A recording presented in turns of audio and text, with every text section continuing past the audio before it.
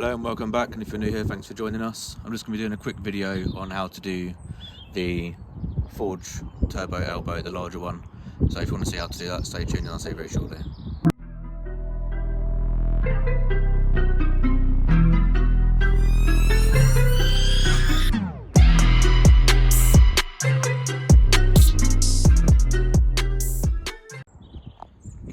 So the Forge Induction kit obviously comes with the big foam filter, the oversized intake pipe, and then it comes with the reducer to fit onto the normal turbo elbow. You can buy the oversized turbo elbow as well, and as you can see there's quite a big difference in the size. It's quite tricky to kind of film and show you at the same time, but basically I fitted the induction kit and now I'll just fit the turbo elbow afterwards, because I got the induction kit as a Christmas present from the missus. But you can see the new plate is on there now, and it's basically like a straight swap. So you've got the one 10mm at the top, there's one around the back here, you can't see it from here, it's quite fiddly, and you've got another one down the front. And then if you can see this metal plate here, that's where the bolt that goes into the bottom of the original turbo elbow goes into there. So I took the first three off of the actual elbow, and then I was able to move the elbow round to the side, and I got a 10mm spanner underneath and then just unwound it. So as you're looking, the elbow sits like that on the turbo, and you've got, that's the bolt under there. So you've got the three on the actual elbow, and then you've got the one underneath. So I then moved it and twisted it up like that so I could get a spanner onto it. And the other fiddly thing about it is this pipe at the back here is basically the hard pipe that goes around the back of the turbo. So I had to push it backwards like that, and then I was able to get a 10mm with a long extension around the back of the elbow and onto there. I'm sorry that I couldn't show you as I was doing it, but it's extremely fiddly and there was nowhere to put the camera to actually show you, so I'm just kind of trying to show you while it's off the car. So with the reducer, if you're just fitting the induction kit, which I'm going to link below, I did a video on that as well, that will just be the reducer that then goes onto the normal turbo elbow. But when you get the turbo elbow from Forge, you basically replace that with the reducer and the original turbo elbow. You can see there's a couple of bolts in there already. This is the adapter plate basically, so the new elbow will slot over there, and then we put a Jubilee clip around it. So the old bolts are 10mm and the new ones are 8mm Allen keys, I believe, HW5.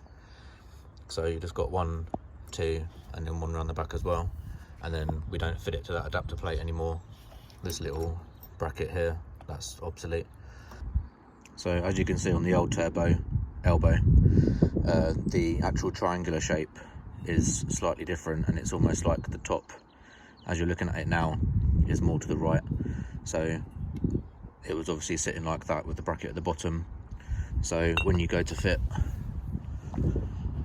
the adapter plate onto the turbo, you can see the Forge right in there. That should be facing towards the front of the car, and then that's the right way for all the holes to line up. And you can just about see in between the adapter plate and the turbo, there's a gasket there that comes off the original elbow. So just put that on to the new one, just give it a wipe, get all the residue oil off of it, and then that can go straight on to the new adapter plate. And when you're doing these up, it's not very tight at all. When you take the old ones off, you'll see they're pretty loose. Well, I wouldn't say loose, they're just not torqued up very high. I don't know the torque specs, but I would say they're around 20. Not very much at all, just to nip it up. So you could do like hand tight, which is what I did just now with the extension, and then put the ratchet on and then just do like half a turn, just literally to, like, you know, tweak it up. Doesn't need to be overly tight, otherwise you'll end up stripping the thread. So now the new elbow can go on. So I've just put the Jubilee clip on there ready to go. It's the smaller one that comes with the elbow, and I'm just gonna give it a little wiggle, and it just slides on like that. And then the Jubilee clip, we can just shimmy along so that it goes over the collar, and you're probably going to have to loosen that Jubilee clip up a little bit because it's quite tight to be able to slide it over. So I'm going to do that now, slide it over, and then we can tighten that up. So the Jubilee clip is now done up, the plate is on, and now we can just put the induction kit back on. And you can see that is quite considerably bigger. So now with the big intake, apparently Forge has said that these two combined gives an extra 10 brake, and I did feel the difference with the induction kit alone, so I'm assuming that this will just make the turbo breathe better and get more air in there. So I'm looking forward to giving that a go. I'm going to go out in a minute and just take it around the block, give it a run and see if I can feel the difference of that. If you wanted to see the induction video, I'm going to link that below. Obviously I haven't gone into too much detail about taking that off, because I've already done a video on that, so I'm going to link that below. And all we're doing now is just putting the induction back on, and that's it, ready to go. So I hope you've enjoyed this video. If you did, don't forget to give it a big thumbs up, make sure to like and subscribe. There is going to be more videos. I've got a short shifter to fit from Forge, and doing braided lines, racing fluid, changing the pads, a lot of other stuff. Obviously we're going to the Bedford track day with the enhanced performance on the i30N club in March, and then a couple of weeks after that we're going to the Nürburgring. So this is all in preparation of that, so there's going to be a lot more videos coming up.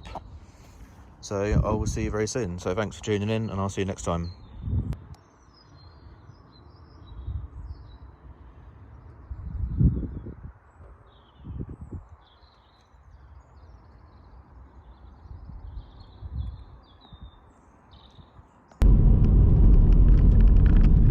Definitely feel the difference. It just feels like it wants to pull more, and when you're downshifting and the rev match kicks in, if you're quite high up in the revs and you're changing down to be really high up in the revs, you can hear there's more suction noise from the induction. It's obviously the turbo is able to breathe better, but it sounds different. It sounds like a lot more of a louder induction noise. Obviously I think it will make a big difference when you get a remap or something like that. They'll obviously make it a lot better, but even without that you can feel the difference. It's not a placebo.